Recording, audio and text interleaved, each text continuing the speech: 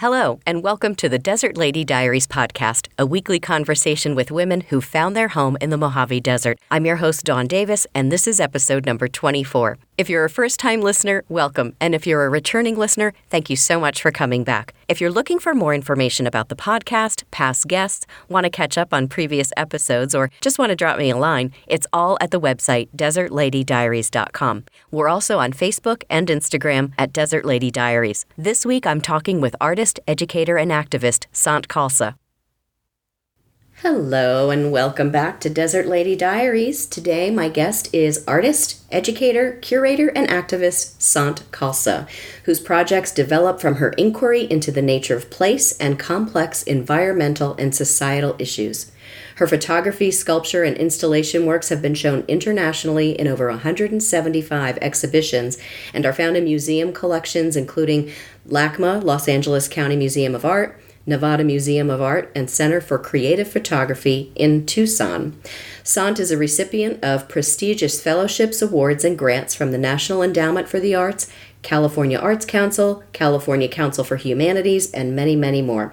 She is a professor of art emerita at California State University, San Bernardino, where she has taught art for more than 3 decades. Welcome to the podcast. Hi, Dawn. Thank you. You're welcome. So, as we always do, I start out asking, what was your very first experience with the desert? Well, this desert? Mm-hmm. Should we speak? Let's start with this desert. This desert. Right. Okay. The Mojave. Yes. I believe that the first time I came through here was in the summer of 1973. Wow. I was on a road trip after finishing undergraduate school at the Maryland Institute College of Art, on my way to the Phoenix area. Now, it doesn't sound like it's on the way, but I actually came across the northern route, went through Canada, and then came down the west coast. So on the 10, coming through, I stopped in Joshua Tree. I stopped in Joshua Tree at the time, National Monument. Right. So that was the first time I had come through here. Mm-hmm. I actually then moved, after being in Phoenix for a little time, moved here to San Bernardino. And going to Joshua Tree National Monument and then National Park became a regular annual trip for me. Nice. Okay. So then, having come out here, I don't imagine like when you came through in the 70s that you thought, I'm going to live here someday. How did that actually happen? Actually, it was the opposite of that. Really? What happened? what happened was I drove through San Bernardino and my car broke down, and it was the worst smog I have ever seen, because the 70s and 80s were really bad in San Bernardino. And I said, I think I've just driven through hell. Now, that was about San Bernardino, not Joshua Tree. Okay. And I don't want to ever be here again. You know, broken car down, smog, heat, whatever. Right. And, a year and a half later, I ended up in San Bernardino. I've spent so much of my life here in San Bernardino County. So that's funny. I think there was a bit of karma here, and I'm glad I came back because it's been an incredible life here. That's great. Yeah. So the decision to move to Joshua Tree, how did that all come about? Well, Joshua Tree became a very special place for me. It was the getaway from San Bernardino, in a sense. And I was really seduced by Joshua Tree. And when I say Joshua Tree, at the time, it was mostly coming to the national park, right? So it was the natural surroundings that were attractive. Exactly. Okay. And it was the light. It was the color. Yeah. It was the constant changes in the environment. It was, of course, the Joshua trees and the rock formations, the night skies, open space, quiet. Very different than my life growing up in New York City. Sure. It was just a place that I found, it was magical, it was spiritual, it was no other place I had ever been before. Right. It is that. I think that's what struck me the first time that I came here. It was like nothing I'd ever seen, and there are some nights, I'm sure you'll agree, that you may go out to the park or even just at your own place, and it almost feels like you're living on the moon. Yeah, I would. Yeah, I don't know what the moon is like, but it feels like that. I don't know if I think of it as the moon, but I think of it as some magical and mystical place. Mm-hmm. So coming here, deciding to live here, was actually something that developed over time. And my husband David and I would say sometime right around the housing crash in like 2008, we started to really notice some changes out here when we came to visit. Like what?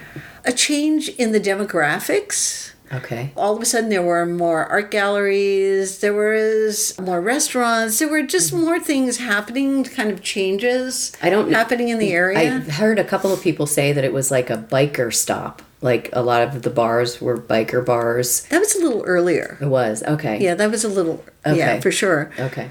So we started actually looking at real estate and decided that what we wanted to do was actually build a tiny house. I love tiny houses. I know, a tiny house on wheels, and find land to put it on. And we did. We built, I should say David built. I did very little. Credit where credit is due. Yeah. Right. Built a tiny house in our driveway in San Bernardino. And then we did buy a piece of land. And then we found out it was illegal to do that. Just because it was like putting a trailer on a piece of land. So we started looking for an existing house. So we were looking at foreclosures of primarily jackrabbit homesteads and all of that. And we found this house that we live in now that it needed a lot of work. And it was a built more. It was built onto. Oh, right? Okay. Yeah. It was larger than kind of the add-on thing. Yeah, right. A homestead. That was in 2010, so almost 8 years ago. Mm-hmm. And it was really just going to be a getaway, to get away from the intensity of our lives, myself as an artist and an educator, and David as a composer and music producer. And we found, after we spent a couple of years here, coming back and forth, that we really just wanted to be here. It does that. I feel like it just wraps its arms around you and says, I really like you. You should stay. And I think also we had no idea what the community was, the people here. Mm-hmm. I mean, I actually had a few friends who lived here already, who had moved here, but we just really felt it was such an incredible community of people, so many creative people. Yes. And also people embrace you here. Mm-hmm. People are open and you feel welcome. Very different than the urban experiences that we've grown up with. Exactly. Yeah, it's been a really great experience. All you need to do is to go out to either an art gallery or somewhere where somebody's playing music, and immediately you just start to kind of merge into the community. So I guess that's a great segue into how did you and David find your community when you moved here? Well, I would say it started, for both of us, since we're in art and music, that's where it was, exactly what you described, which was going to art openings, meeting other artists, for him and for myself, going to music events, and we do a lot of that. Our friends who live in cities, especially Los Angeles, say, what do you do out there? It's a huge misconception, isn't it? And we go, we don't have any time. I mean, really, there's so much to do out here at any given moment. Right. That you have to actually decide to not go do things. Right, exactly. To get your work done. Any given night on the weekend, it's like there's something happening. There's 3 or 4 or 5 places you could go to, and it's a choice. And it's a hard choice because typically the people who are either performing or are showing their work, so you want to support them, which I think is another really great thing about here, is because people are creative like that and doing projects and working on things, there is a lot of great support. Exactly. For all of that, which I find really great. And I guess you do too. Exactly. Yeah. Well, also because I'm focused on environmental issues in my art practice and my research and my activism. There's a lot of that going on too. So not only do I engage with the art community, I'm engaging with the conservation community as well. Right. And, Mojave Desert Land Trust and National Park Conservation Association. And there's lots of work to do to protect and defend the desert. Yes, there is. Especially now here with as many visitors as we get to the park on an annual basis. When I first started coming, I'd read in the paper or hear on the news, the head of the park there would say, "We're loving the park to death." So not to get too sidetracked, but what are some things that you think about when you hear that and see the amount of tourists that we are getting? And we put out a lot of stuff amongst our community about what you should and shouldn't be doing in the desert. Yeah. But how do we educate the people that are coming here that are only going to be here for a week or a weekend, or maybe they come out every weekend or twice a month, but they don't really know what the damage is that they're doing? Well, I think it's very important that first of all, that we have national parks and that we do preserve all of our beautiful, magnificent spaces and fragile ecosystems. It's critical. And we do want to have those available for people to experience, to hike, to climb, to do whatever. Camp. Yeah. Exactly, to experience it. I think the big problem is that our national parks are not funded properly. Right. And there's not enough staff. There's not enough rangers. There's not enough people out there to teach people how to interact with these environments.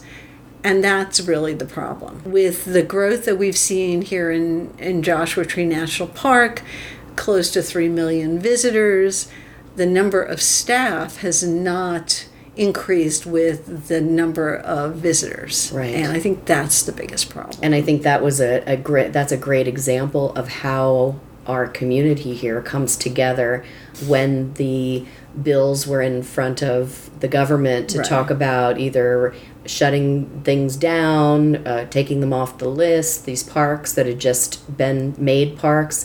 We really rallied.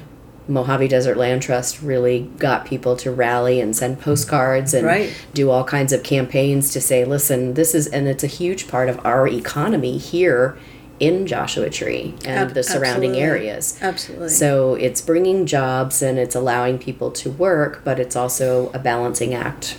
Well, and National Parks Conservation Association as well, working with Mojave Desert Land Trust. Oh, okay. Really important because the national parks can't lobby for themselves because they're a government agency, so the Conservation Association is their main lobby. And yes, it's a real problem. But I think, little things that are happening in the area also, like all the restaurants have the cards that talk about how to be in the desert, how to relate to this environment. And I think people see those. They see the cards, they see the signs, and the whole community understands and embraces this very special place. Well, and it seems like recently we've had some issues up in an area that's not really BLM land and it's not really part of the park. And it's maintained and patrolled essentially by a short-staffed conservation group. And recently that issue came up at our MAC meeting, the Municipal Advisory Council. But 2 to 3 days after that meeting, I noticed in some of our groups on Facebook, people that live up in that area said they walked up there and talked with some of the people that were thinking that was an overnight camping area, and it's not. So sometimes it just takes a pain point to come up and people to feel empowered to go and sort that out, which is great. And that the people that were there, not realizing that they were doing anything wrong, were receptive. Oh, exactly. This idea that you hear where people say the desert is a blank slate.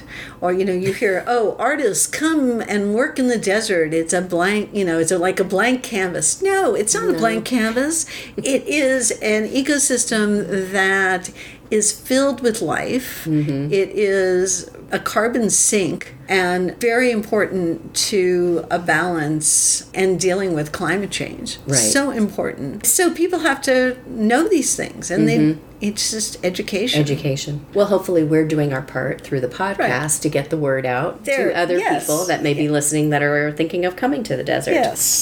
So we talked about the fact that it's a misnomer that there's nothing to do, but there's also great opportunity to isolate yourself if that's what you'd like to do.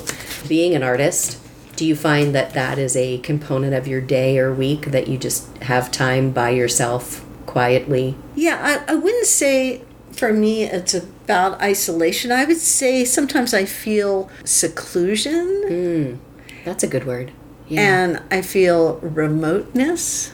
But that's my choice, because there's so much to do out here that I make that decision to spend time alone and to go into my studio and to work, which is part of my life practice. Those moments alone are so integral to my feeling at peace out here. I spend every morning, every afternoon watching the bunnies and the quails and the mourning dove on my property. Yeah. I have personal relationships with some of them. Yes. I actually have names for my bunnies.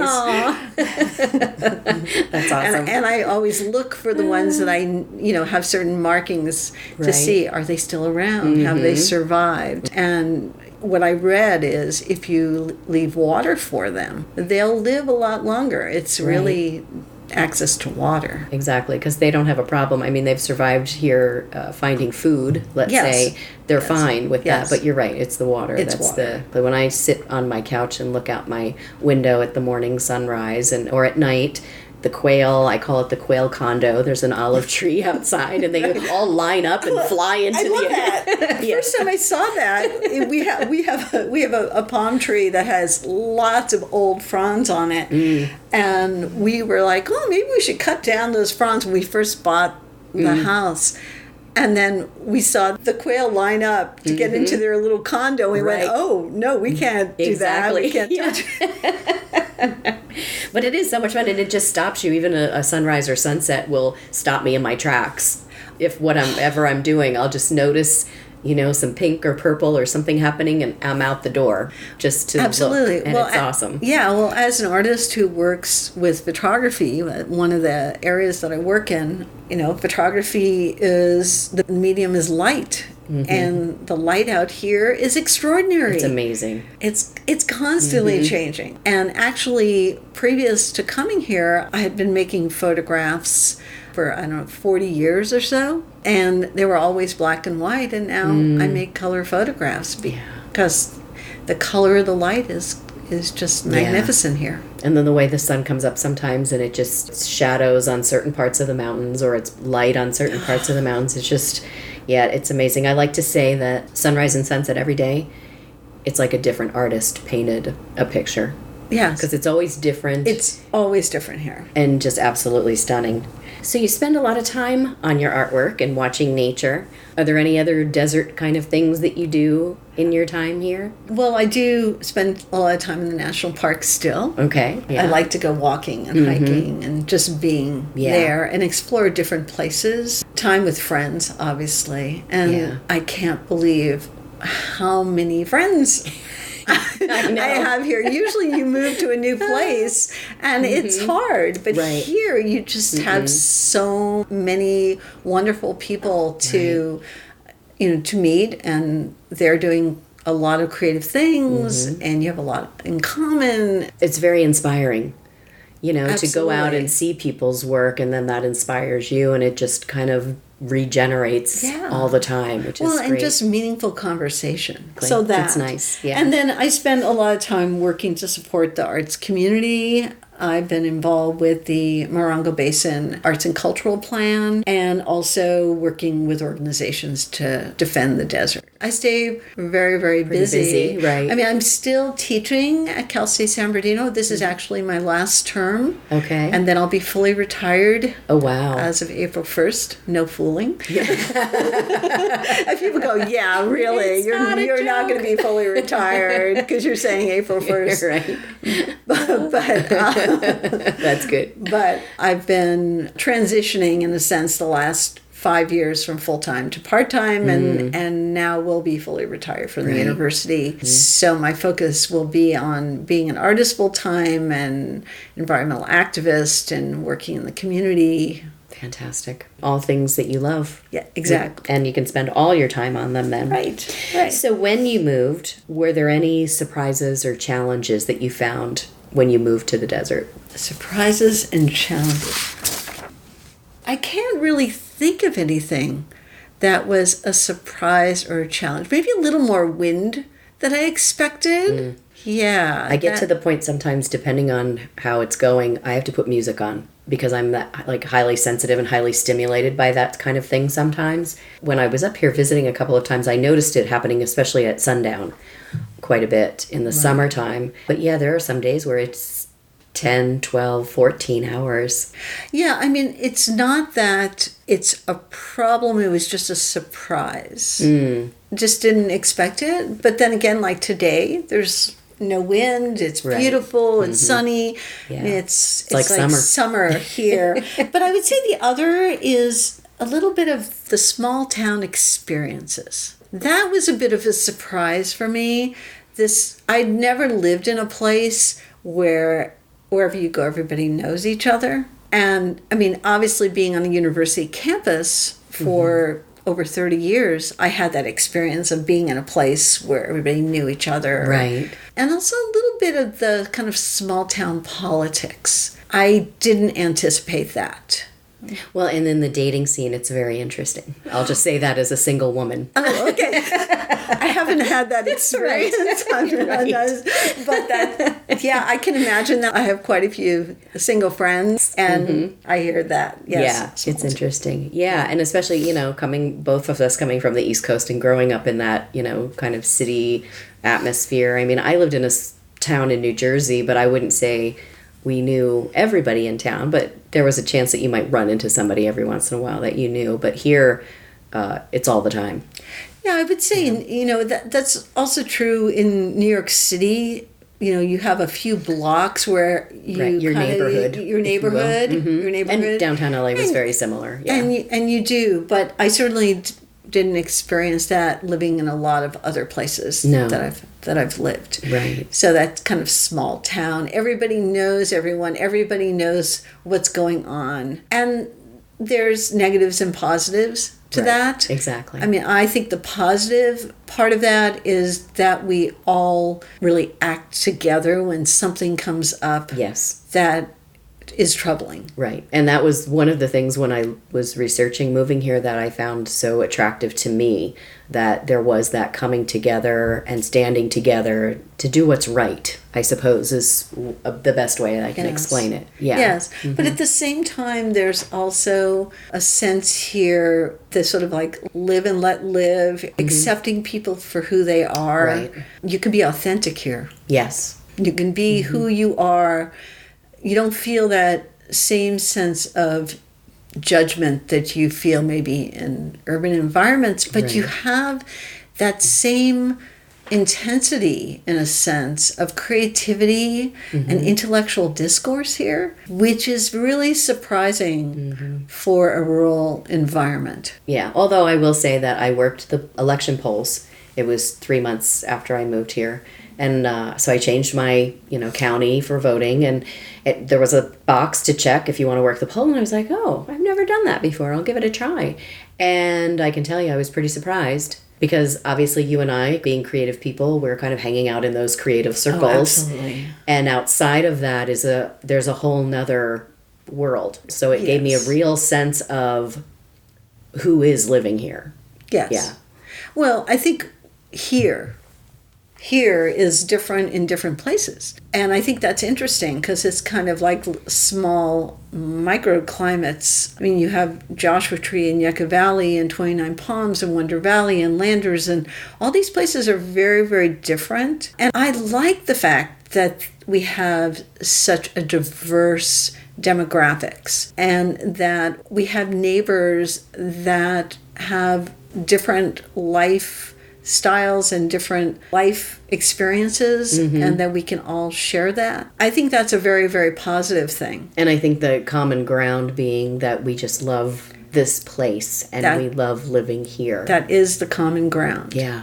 So coming here, you came in through the 70s, and then you started coming out here on the weekends, and then you moved here permanently.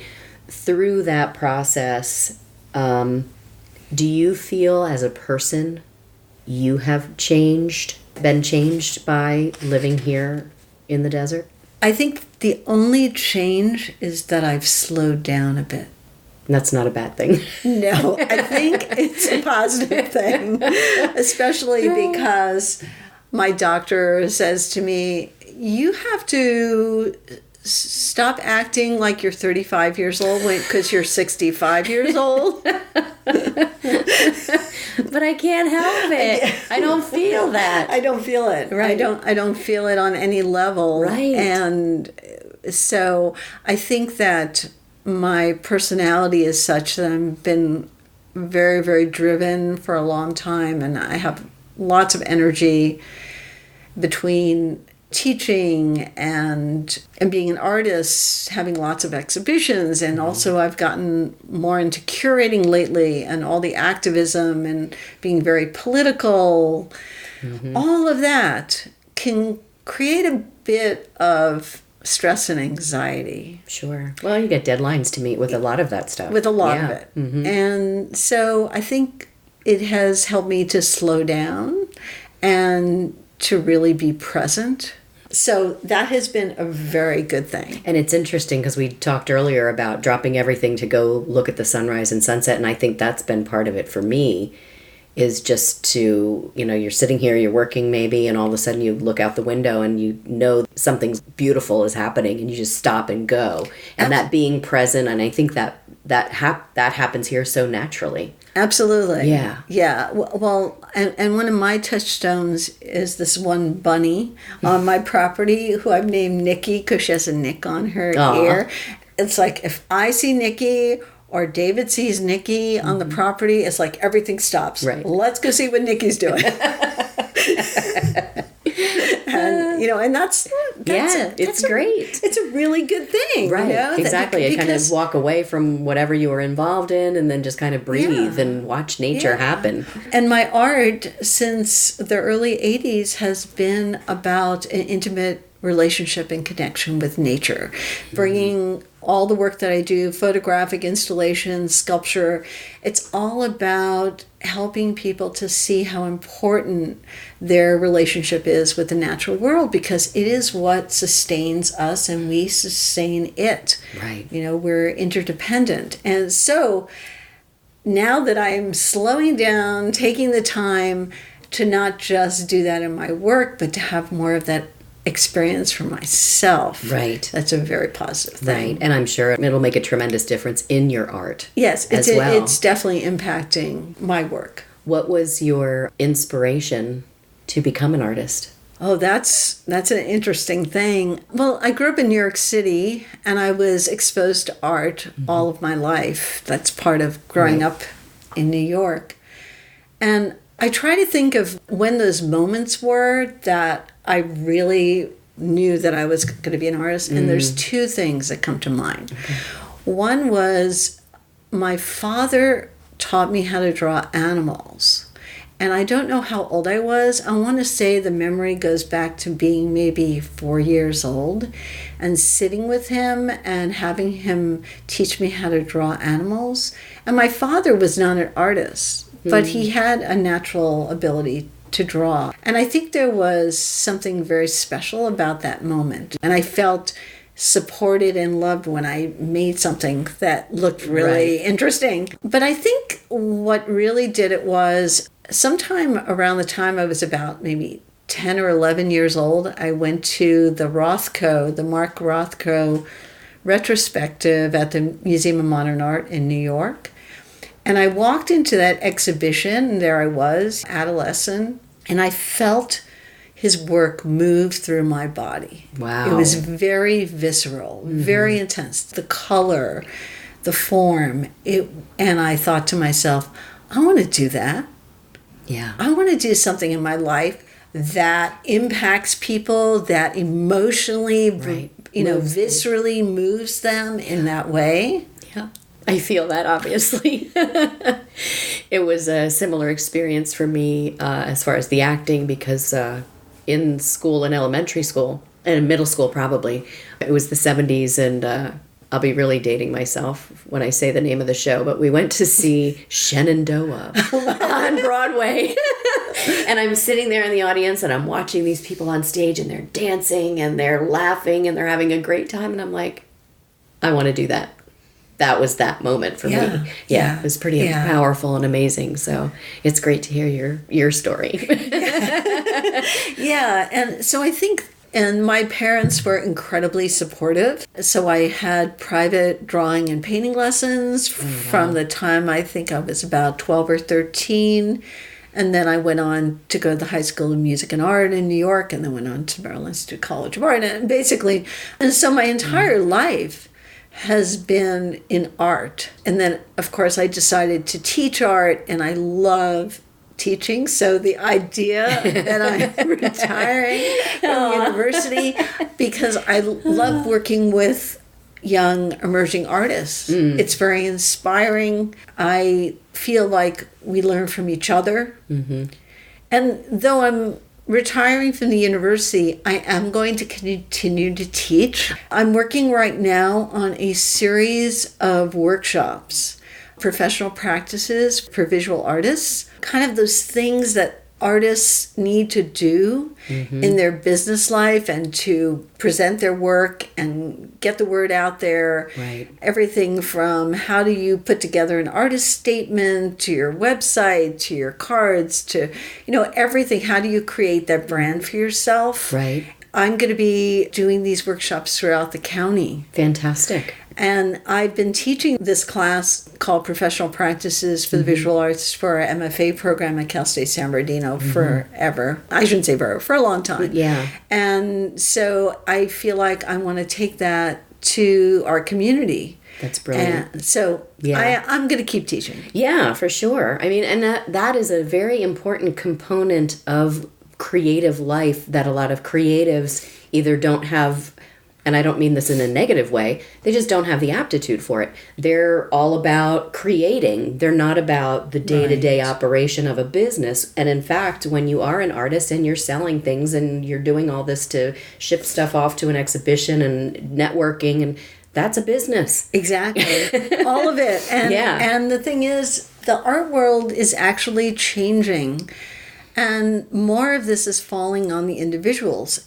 The individual artists, artists used to find a gallery did all that work for them, hopefully, if you had a good gallery. But that's not really how it is anymore. And so artists, if they want to promote their work, sell their work, get their work into the hands of collectors and museums and all of that, there's a lot to learn about how the art world works. Right. Do you think that's a function of just the art world changing on its own and morphing, or do you see a connection between that and technology? Because I can certainly say I've seen that in the voiceover business. It used to be you went into a studio and recorded and you left. Yes. Somebody else did the editing and all that stuff. Now, the voiceover artist does it all. You find your clients, unless you've got an agent. You find your clients, you record it yourself at home, you edit yourself at home, you deal with the client. Yes, I think it's that way. I think it does have to do with technology. It has to do with access to your audience. And it's like that in the music world as well. Yeah, big time. I think we have to think of it as an opportunity. Think of it as we can, as artists, create our own destiny. Instead of thinking, the opportunities have actually opened up. It's different. Exactly. And so I think it's a positive thing. That's just how my personality is. I like to say it's not about problems, it's about opportunities. Challenges give you opportunities to think in innovative ways, to think in creative ways. Well, and it makes a lot of jobs much more flexible. I couldn't have moved here if I was still dependent on going into a studio and recording. Absolutely. Because there's some studios out here, mostly music focused, but that's the way the business worked. But I was able to pick up my life and move it somewhere else without really any interruption to my business whatsoever. Right. Well, So it's a positive. we're doing a podcast. Right. We don't have to be on the radio. We can, we have all these alternative ways to communicate with each other. So it's good. Yeah, it's very positive. Good. Speaking of podcasts, in your spare time, are there any podcasts that you're listening to that you're really enjoying, or books, or any events coming up that you're really excited about attending that you want to share with our audience? There's so much. I want to mention some local publications that I think people who live here and people who visit might want to look at, which are, the Desert Oracle. Which also has a podcast, by the way.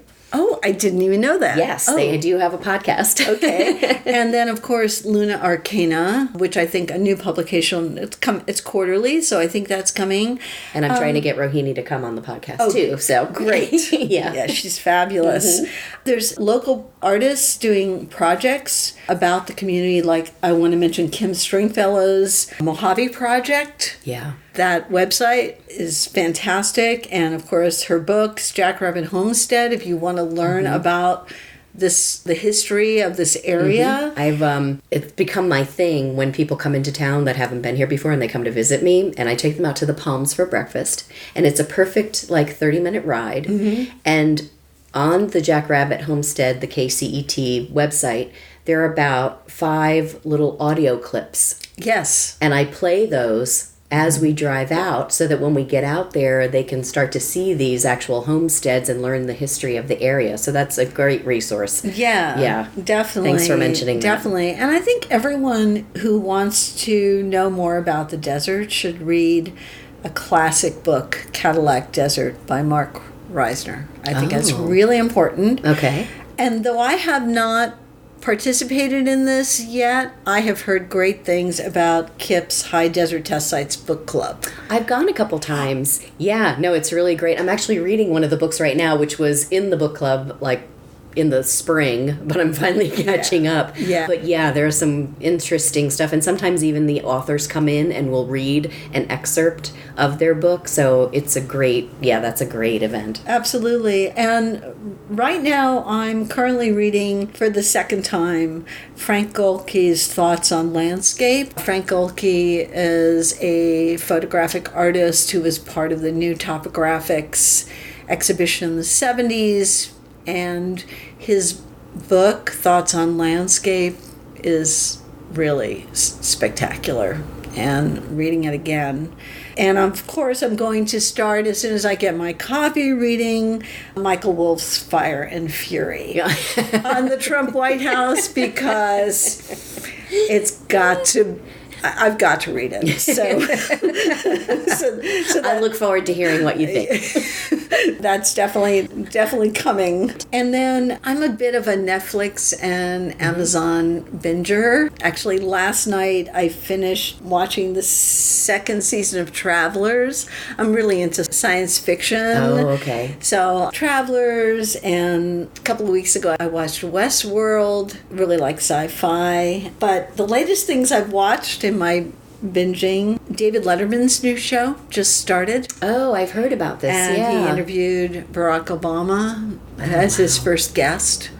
And that was really very. Which is that? Is that on Amazon or Netflix, or where? It's is on that Netflix. happening?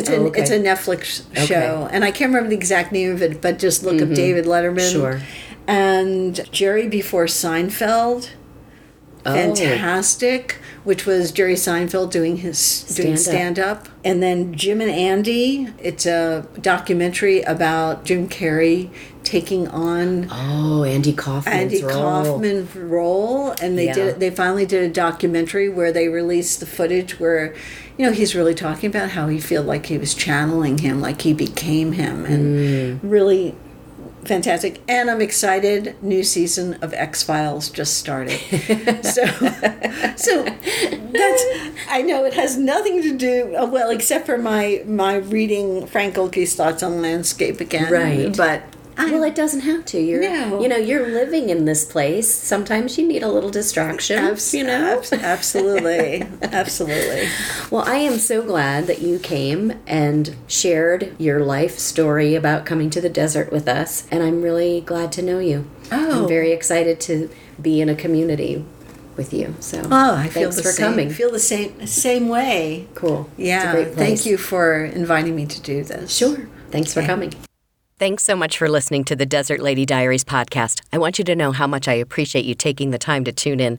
If there was something that enlightened or inspired you, let me know by sharing it with me and the other listeners on the Desert Lady Diaries Facebook page. Next week, I'm talking to Evelyn Haggard, a retired marriage and family counselor who, along with her husband Frank, created a meditation center on their property.